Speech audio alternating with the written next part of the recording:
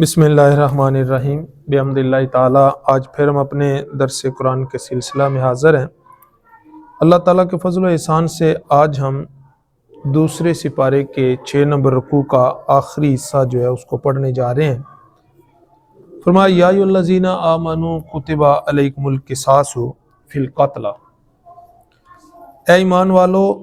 قتل کے معاملہ میں تم پر قصاص فرض کر دیا گیا ہے کہ جب کوئی قتل کرے تو پھر بدلے میں اس کو بھی قتل کیا جائے گا۔ اور زمانہ جاہلیت میں ایک بڑی غلط رسم تھی، اس غلط رسم کو بھی اس کے ساتھ ختم کر دیا گیا۔ ایک تو یہ تھا کہ جب کوئی شخص کوئی کسی قبیلے کا فرد کسی دوسرے قبیلے کے فرد کو قتل کر دیتا تو دوسرے قبیلے والے جو کہ طاقتور ہوتے تو وہ بدلے میں 8 10 20 بندے مارنا جو وہ اپنا حق سمجھتے تھے۔ تو یہاں یہ بھی بتا دیا گیا کہ ایک شخص کے بدلے میں ایک کو ہی قتل کیا جائے گا۔ وہ ساری تفصیلات آگے بیان کر دی گئی۔ اور بعض دفعہ ایسا بھی ہوتا تھا کہ طاقتور اگر کمزور کو قتل کر دیتا تو پھر اس کے بدلے میں کچھ بھی نہ کیا جاتا۔ تو یہاں بیان کر دیا گیا کہ کوئی کمزور ہو کوئی طاقتور ہو، جب کوئی قتل کر دیا جائے تو اس کے بدلے میں قاتل کو بھی قتل کیا جائے گا۔ قصاص کا معنی بدلہ ہوتا ہے۔ یا ایھا الذین آمنوا کتب علیکم القصاص فی القتل، اے ایمان والو قتل کے معاملہ میں تم پر قصاص فرض کر دیا گیا ہے، بدلہ فرض کر دیا گیا۔ اب اس کی آگے وضاحت کر دی، الحر بالحر، آزاد کو آزاد کے بدلے میں قتل کیا جائے گا۔ اگر کسی نے آزاد شخص کو قتل کیا ہے تو بدلے میں آزاد کو ہی قتل کیا جائے گا، کسی کا غلام قتل نہیں کیا جائے گا۔ والعبد بالعبد، اور غلام کے بدلے میں غلام قتل کیا جائے گا۔ والانثى بالانثى، اور عورت کے بدلے میں عورت قتل کی جائے گی۔ اگر عورت کو قتل کیا گیا تو قصاصاً بھی عورت کو ہی قتل کیا جائے گا۔ اور پھر آگے گنجائش بھی دے دی، فمن عفی لہ من اخیہ شیء فاتباع بالمعروف واداء الیہ باحسان،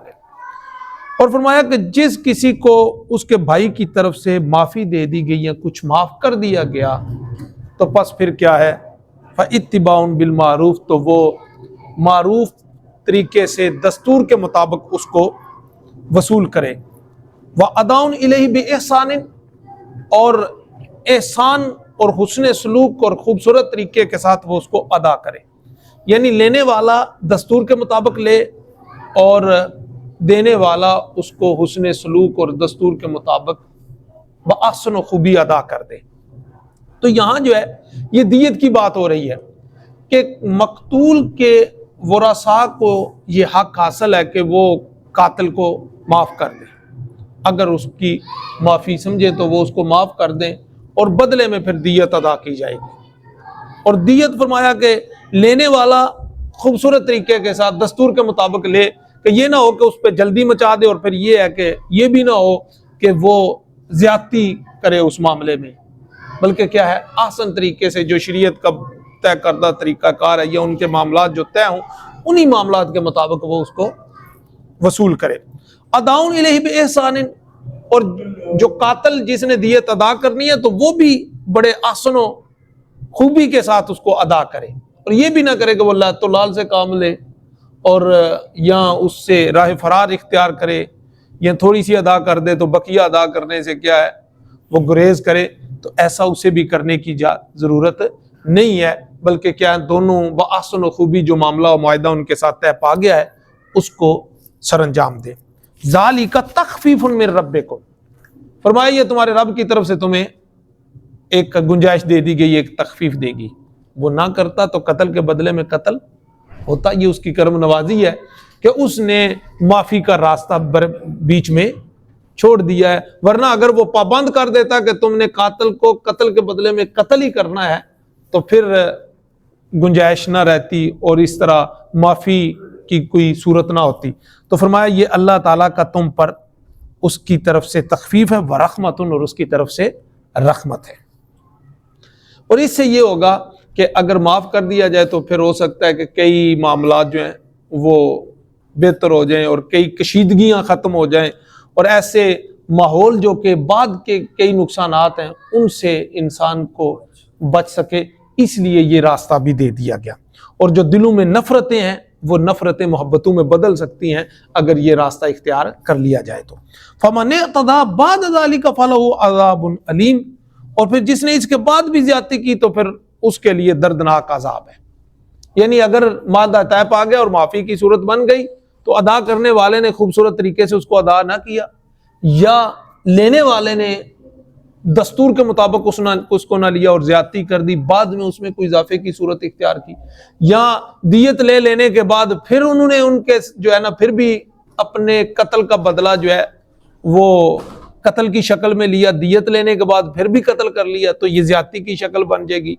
یا جو قاتل ہیں وہ ایک قتل کرنے کے بعد پھر دوسرے بندے کو قتل کرنے پہ درپے ہوں،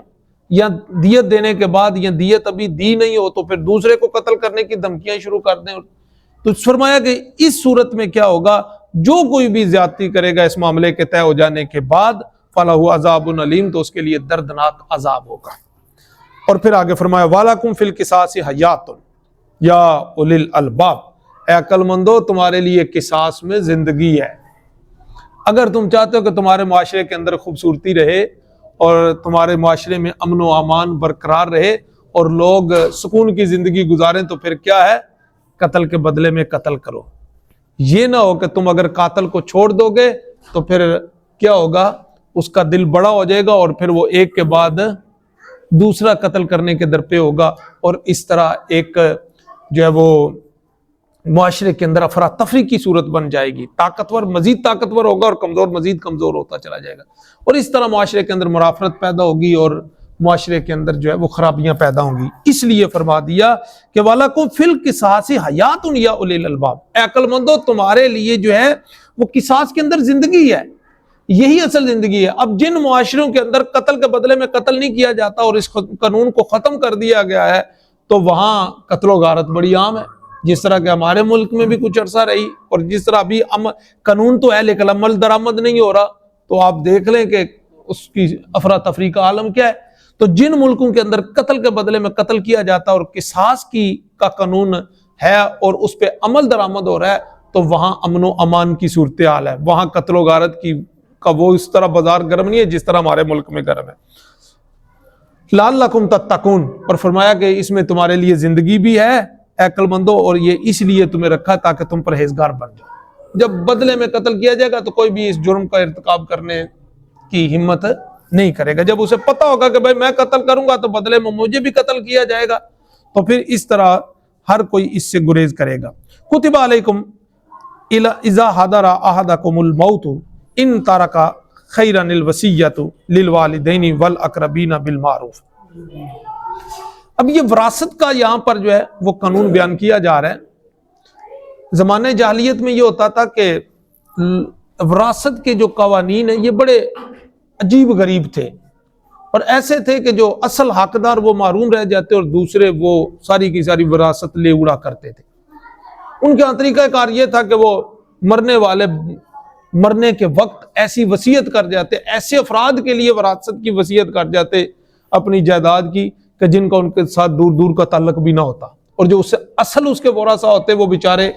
دیکھتے رہ جاتے اور محروم رہ جاتے کہ یہ ان کے ساتھ۔ اب یہ جو ناانصافی اور زیادتی تھی، یہ اسلام اس طرح کی ناانصافی کو برداشت نہیں کر سکتا، اس لیے ابتدا میں جو ہے وصیت کا قانون بیان کر دیا کہ وصیت تم نے اگر کرنی ہے تو پھر کن کن کے لیے کرو۔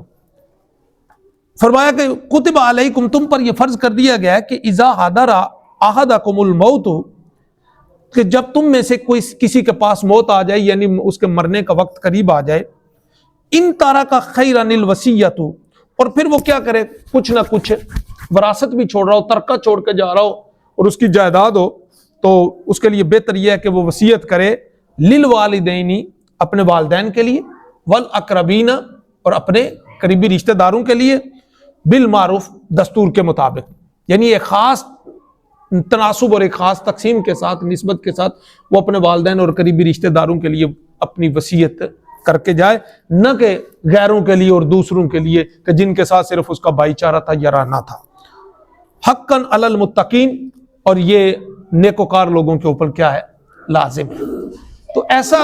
وصیت اگر کرنی ہے تو پھر ایسے لوگوں کے لیے کرو جو تمہارے اپنے قریبی رشتہ دار ہیں، کیونکہ تمہاری وراثت پر حق ان کا ہے۔ یہ ابتدا میں ایسا حکم نازل ہوا تھا، بعد میں یہ آیہ مبارکہ جو ہے وہ منسوخ کر دی گئی۔ سورہ نساء کے اندر وراثت کا پورے کا پورا قانون نازل کر دیا گیا، اور جب قانون نافذ کیا تو اس میں سرکار دو عالم صلی اللہ علیہ وسلم نے پھر دو اصول بیان فرما دیے۔ ایک وصیت کے حوالے سے ایک اصول تو یہ تھا کہ جو وراثت کے ورثاء ہیں ان کے لیے وصیت نہیں کی جا سکتی، جن کو جو شریعت نے جن کی وراثت کے اندر حق رکھ دیا ہے ان کے لیے وصیت نہیں ہو سکتی، یعنی والدین وراثت کے حقدار ہیں تو ان کے لیے وصیت نہیں کی جا سکتی، بیٹا اور بیٹی اور بیوی یہ وراثت کے حقدار ہیں تو ان کے لیے وصیت نہیں کی جا سکتی، یعنی جو وراثت کے جن کے حصے میں وراثت آتی ہے ان کے لیے وصیت نہیں ہو سکتی۔ ایک وصیت کا اصول تو یہ بنا۔ دوسرا وصیت کا اصول یہ بنایا گیا کہ وصیت جو ہے وہ پوری وراثت کے اوپر، پوری جائیداد کے اوپر اس کا اطلاق نہیں ہوتا، نہ اس میں سے وہ پوری کی جاتی ہے، بلکہ جائیداد کا تیسرا حصہ جو ہے، پوری جائیداد کے 3 حصے کیے جائیں گے، ان میں سے تیسرے حصے میں جو ہے وہ وصیت کا عمل دخل ہوگا، باقی 2 حصوں میں وصیت کا کوئی عمل دخل نہیں ہوگا، بلکہ وہ 2 حصے جو وراثت کے ہیں وہ سارے کے سارے اس کے جو ورثاء ہیں، جو حقدار ہیں، جن کے حصے شریعت نے سورہ نساء کے اندر مختص کر دیے ہوئے ہیں، ان حصوں کے مطابق، شریعت کے بتائے ہوئے حصوں کے مطابق تقسیم ہوگی۔ یہ ایک بڑا خوبصورت اسلام کا ایک پہلو ہے کہ اسلام نے وراثت کے حق پہلے سے طے کر دیے ہوئے ہیں، اس میں نہ کمی کی جا سکتی ہے نہ بیشی کی جا سکتی ہے۔ بیٹے کا حق بیان کر دیا، بیٹی کا حق بیان کر دیا، والدین کا حق بیان کر دیا، بیوی کا حق بیان کر دیا۔ ایک بیٹا چاہے جتنا بھی خدمت گزار ہو، دوسرا جتنا بھی نافرمان ہو، بندے کی طبیعت تو یہ چاہتی ہے کہ جو خدمت گزار ہے اس کو زیادہ دے کے جاؤں، جو نافرمان ہے اس کو کچھ بھی نہ دے کے جاؤں، لیکن شریعت نے یہ بندے کا اختیار ہی اس میں سے ختم کر دیا ہوا ہے۔ وصیت کا صرف اختیار دیا، اور وصیت بھی جو ہے وہ تیسرے حصے میں سے پوری کی جائے گی۔ اگر کوئی بندہ ساری کی ساری وراثت مسجد یا مدرسے یا کسی بھلائی کے کاموں میں دے جاتا ہے، رفائی کاموں میں، تو وہ صرف اس کے تیسرے حصے میں سے ادا کی جائے گی۔ اگر وصیت اتنی زیادہ ہے کہ وہ تیسرے حصے سے زیادہ ہے تو وہ ادا نہیں کی جائے گی، صرف تیسرے حصے سے وہ وصیت پوری کی جائے گی۔ فرمایا فَمَن بَدَّلَهُ بَعْدَ مَا سَمِعَهُ فَإِنَّمَا إِثْمُهُ عَلَى الَّذِينَ يُبَدِّلُونَهُ، پس جس کسی نے بھی اس وصیت کو اس کو سن لینے کے بعد تبدیل کر دیا تو فَإِنَّمَا إِثْمُهُ عَلَى الَّذِينَ يُبَدِّلُونَهُ، تو پس وہ جو بدلنے کا گناہ ہوگا وہ انہی بدلنے والوں پر ہوگا کہ کسی نے وصیت کی اور سننے والے نے اپنی مرضی کے ساتھ آگے جا کر وصیت